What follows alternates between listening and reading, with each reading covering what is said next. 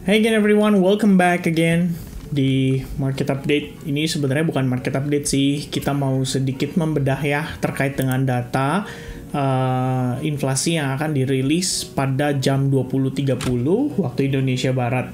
Dan ini tentu saja akan jadi data yang sangat mempengaruhi pergerakan market secara keseluruhan.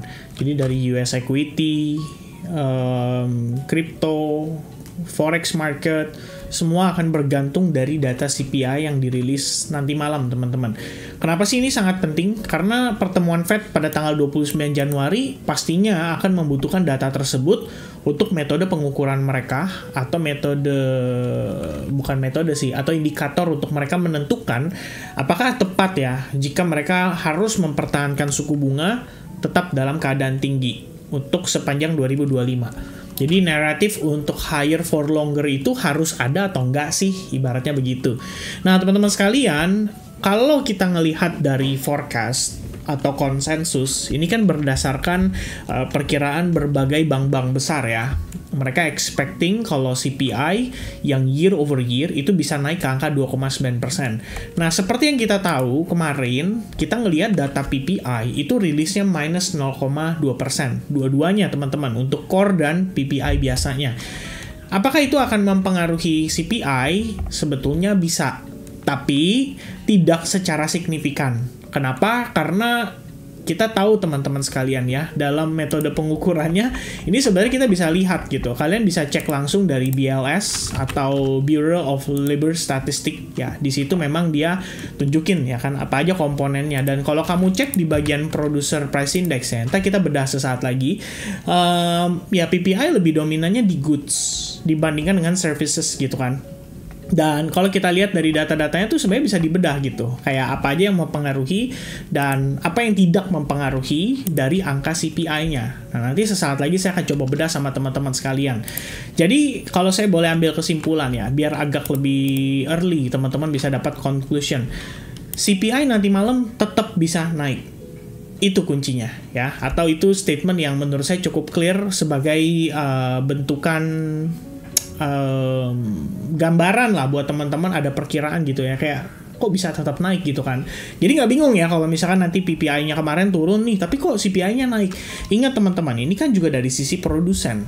Apakah akan berdampak secara langsung? Tentu saja tidak.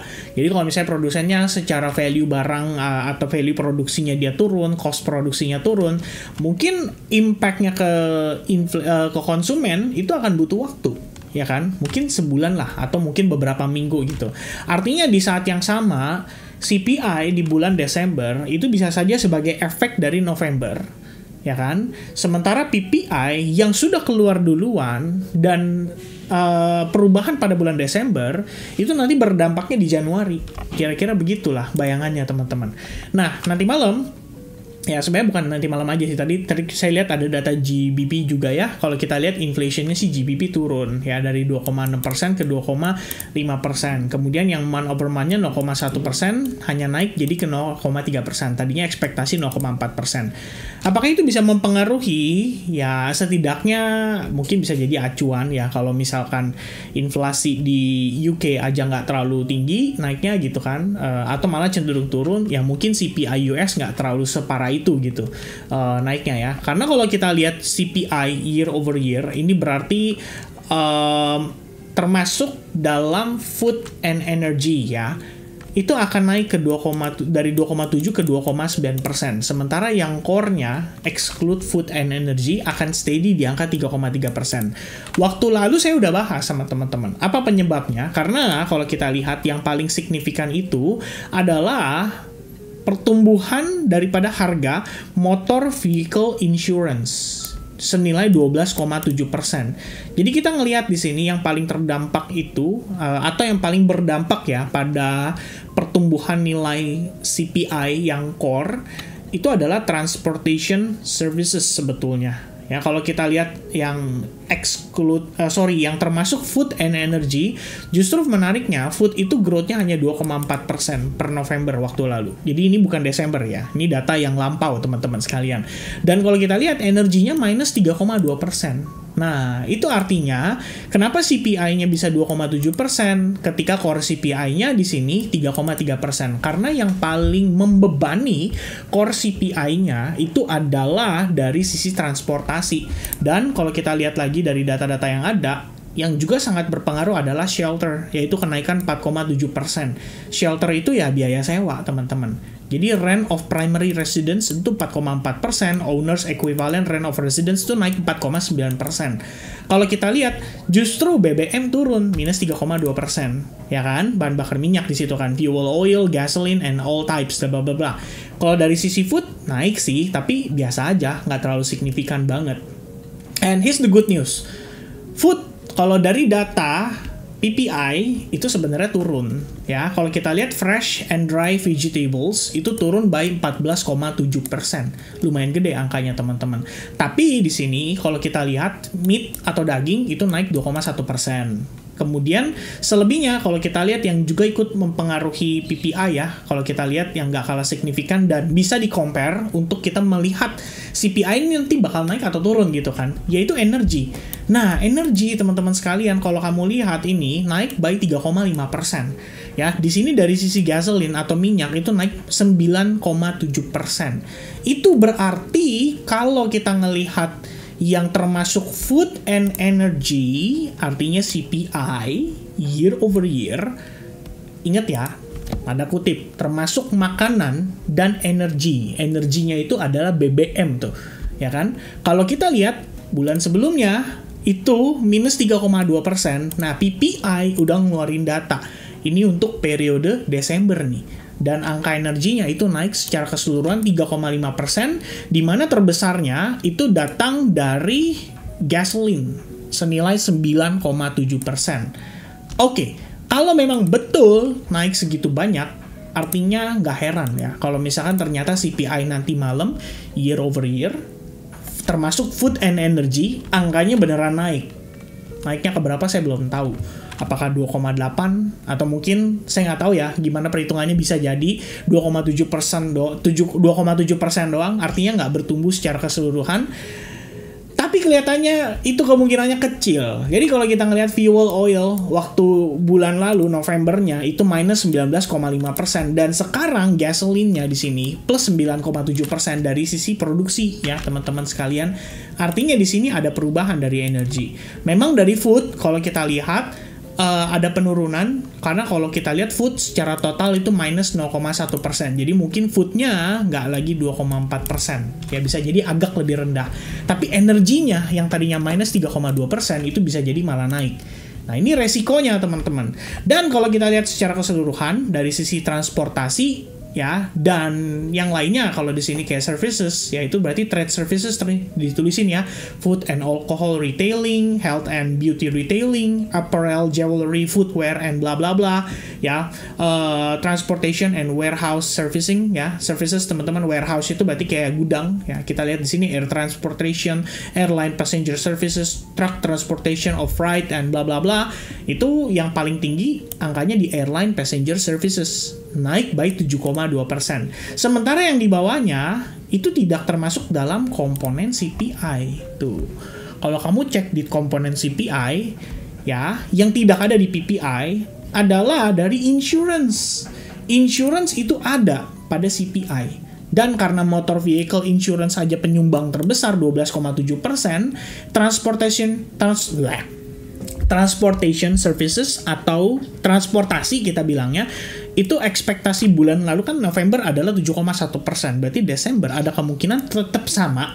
Karena ini kita berbicara soal kemajuan teknologi daripada berkendara. Ya, kemajuan teknologi daripada berkendara. Belum lagi kan ada kejadian tuh di Los Angeles, ya, kebakaran teman-teman. Itu namanya bencana. Dan itu artinya ya, sepengetahuan saya sih, kalau kita udah tahu nih sebuah perusahaan insurance itu mengcover berbagai banyaknya istilahnya asuransi ya, daripada kendaraan-kendaraan atau mungkin perumahan yang kena kebakaran itu berarti nanti ada kemungkinan preminya bisa naik lagi ya, karena penyesuaian teman-teman ya. Mereka mungkin ngelihat itu sebagai resiko tambahan yang harus dipertimbangkan atau diperhitungkan, dan bisa banget naikin harga insurance. Itu satu. Yang kedua teman-teman, yaitu shelter. Salah satu faktor penting dari CPI basket yang paling besar adalah shelter juga. Kita tahu yang namanya sewa rumah itu ya dari segi duit ya gede teman-teman. Dan itu angkanya di November itu 4,7%. Permasalahan yang kita hadapi saat ini adalah The Fed kan memberikan ancang-ancang ya, dia akan pertahankan suku bunga di angka 4,5% ini untuk beberapa waktu ke depan. Maka yang saya perhatikan juga adalah dari sisi shelter atau dari sisi rumah nih teman-teman sekalian, ya bisa dibilang dampaknya terhadap market ya, dampaknya terhadap inflation itu sendiri dengan suku bunga ya, hubungannya teman-teman, itu artinya ada kecenderungan tidak bisa turun ya untuk sisi shelter. Kenapa? Karena tetap yang kita perhatikan adalah biaya kredit untuk membeli rumah itu lebih mahal. Artinya biaya sewanya juga akan cenderung lebih tinggi. Nah, itu sementara yang kelihatan teman-teman sekalian. Selebihnya all item, less food and energy. Ini yang tadi kita udah juga ya, apparel apa segala macam, ada alcoholic beverage dan tobacco and smoking product. Kalau di PPI pasti ada gitu, food and alcohol retailing gitu kan. Kemudian apparel, jewelry, footwear and bla bla bla gitu. Itu pasti ada. Tapi yang tidak ada yang tadi saya bilang sama teman-teman. Sehingga kalau PPI-nya memang turun, ya nggak semuanya bisa kita koneksikan dengan si inflation report itu atau CPI-nya.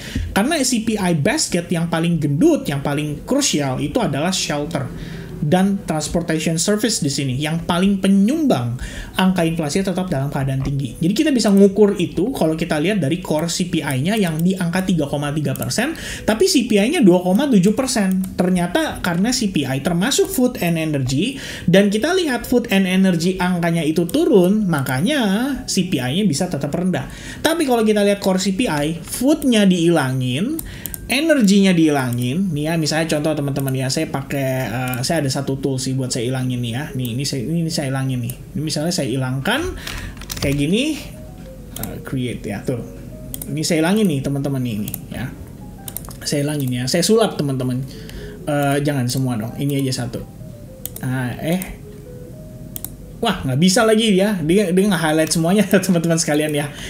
Nggak bisa teman-teman ya. Tapi yang hilang itu tadi ya food ya. Ya oke. Ini saya hilangin juga satu lagi teman-teman. Si energinya. Let's say kayak gini. Boom. Berarti food and energy 2,4% dan minus 3,2% tidak termasuk. Tapi sisanya tuh termasuk. Makanya kalau kita lihat dari core CPI yang dimana exclude atau tidak termasuk food and energy, angkanya tetap steady di angka 3,3%. Nah, itu kira-kira teman-teman gambarannya. Dan itu artinya kalau misalkan kita ngelihat dari data PPI, tidak semerta-merta bisa kita jadikan acuan kalau CPI nanti malah bakal turun juga nih. Karena kemarin PPI-nya turun. Nggak bisa teman-teman. Tetap ada risiko untuk CPI-nya naik. Dan kalau CPI-nya naik, apa tuh artinya? Ya artinya, satu, The Fed akan punya alasan untuk pertahankan suku bunga. Dia akan bilang tuh, inflasi beneran naik kan? Kamu nggak percaya kata saya, misalnya kayak gitu. Terus ya udah, kalau kayak gini ceritanya, kita pertahankan dulu suku bunganya, kita lihat lagi. Ya, ini apakah kita perlu pangkas suku bunga dulu gitu kan? Karena kita pangkas suku bunga buat ngasih stimulus supaya ekonominya tetap oke. Ternyata tanpa kita pangkas suku bunga, ekonominya masih oke. Tahu dari mana Pak? Ya GDP kita 3,1%. Walaupun katanya ini termasuk ya kita bisa bilang ya itu kan utang, bukan dari pertumbuhan ekonomi bla bla bla bla. Itu kan tapi kita bicara konspirasinya teman-teman ya. Bukan konspirasi sih, secara data memang ada. Tapi kan yang The Fed lihat adalah GDP-nya, titik. Dia nggak peduli tuh ya, itu datang dari mana. Pokoknya GDP kita 3,1%, titik. Dia lihat data. Kalau dia lihat data ya, kita juga acuannya dari data. Kan begitu. Terus lihat non-farm payroll angkanya naik. Job opening naik juga.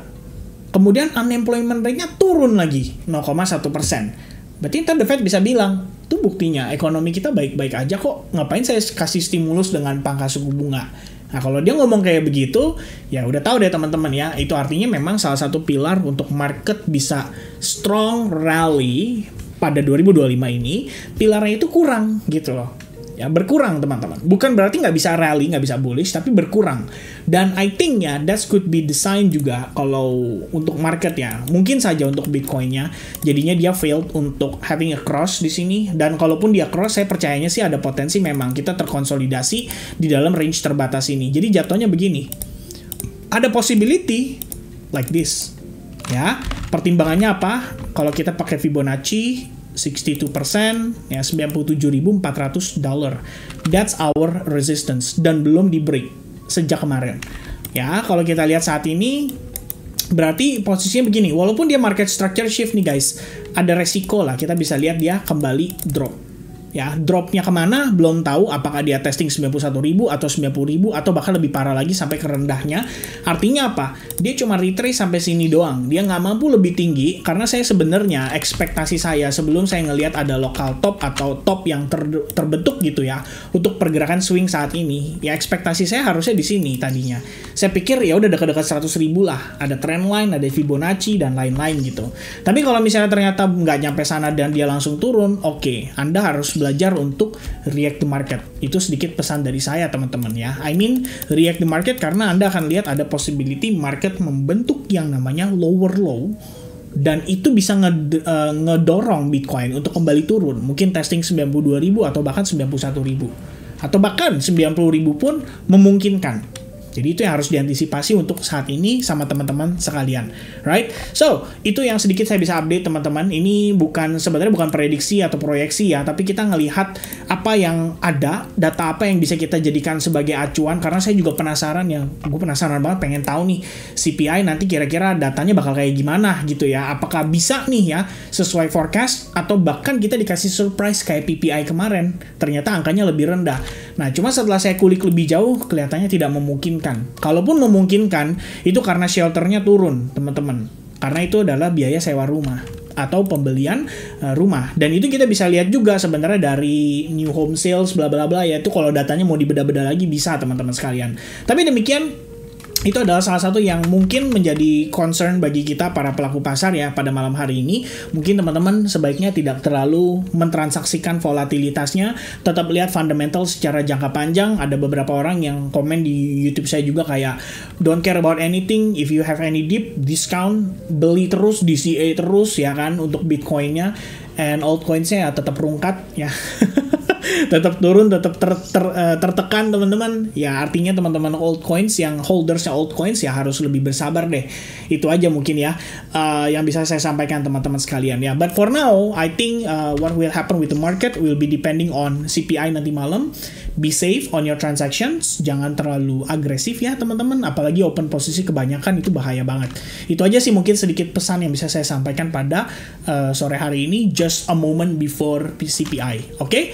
God bless everybody. Stay safe on your transactions and good luck on CPI news data.